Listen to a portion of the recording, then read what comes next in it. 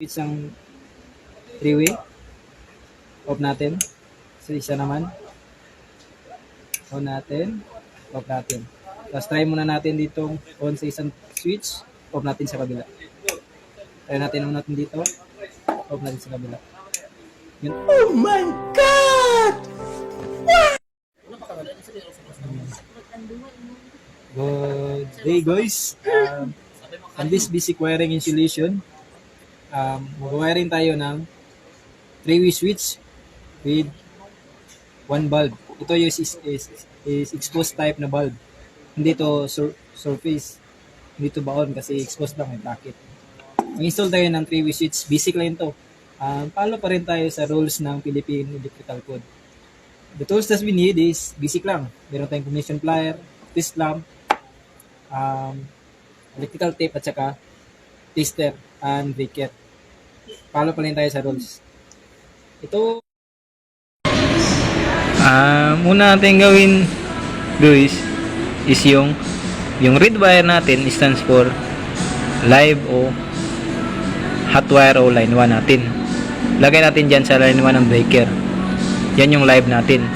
Tapos yung kadugtong naman niya, ilalagay natin dun sa 0. Kasi tatlo kasi yung number ng 3-way switch, 0, 1, 3. Ilalagay natin yan sa 0 na galing sa breaker. Yan yung live natin o hot wire.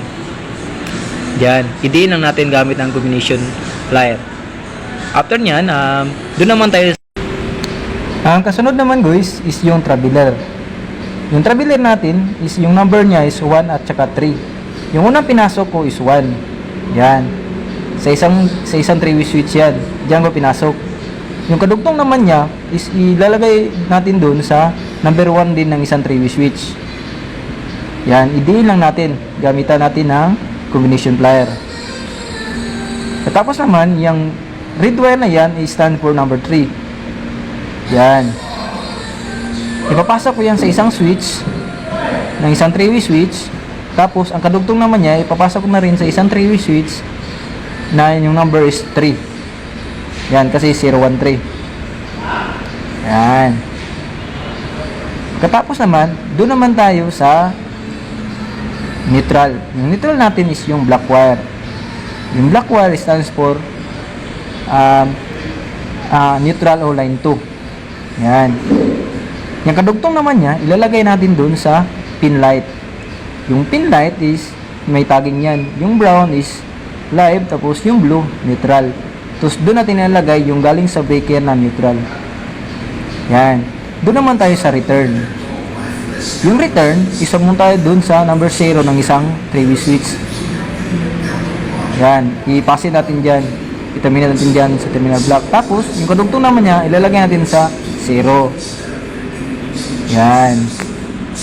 Diyan natin ilalagay. Idiin lang natin gamit yung combination plier. Yan. Tapos na. Ganyan lang ka basic. okay, tapos na tayo sa wiring setup natin. Before tayo mag-check natin sa source, i-check muna natin ng digital tester for safety purposes. Yan ang turo ng Philippine Electrical Code. Okay? Kapag tumunog yung tester natin, means may problema sa wiring natin. So, to troubleshoot tayo. I-trace natin kung saan yung trouble. Okay? Check natin dito. Yun. Una natin yung breaker. Diba, walang tunog? Wala. Walang tunog. Means, okay yung wiring natin, walang trouble.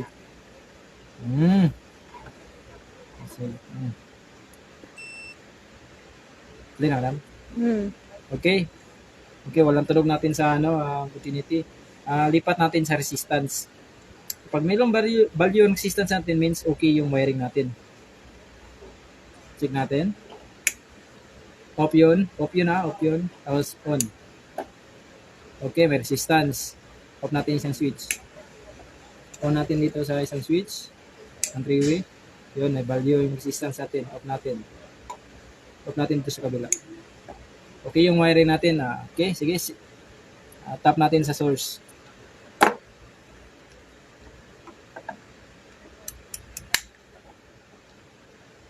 Ito yung live natin live yung hot.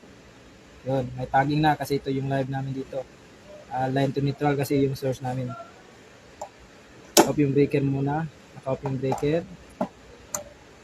On yung breaker. On. On yung breaker. Switch on yung isang switch ng 3-way. Off natin. So, isa naman. On natin. Off natin. Tapos try muna natin ditong on sa isang switch. Off natin sa kabila. Try natin on natin dito. Off natin sa kabila. Yung 3 ways, recommended siya for stairs. Or kahit saan gusto yung lagay ni customer. Yun. Yun lang yung basic natin. Thank you for watching. God bless.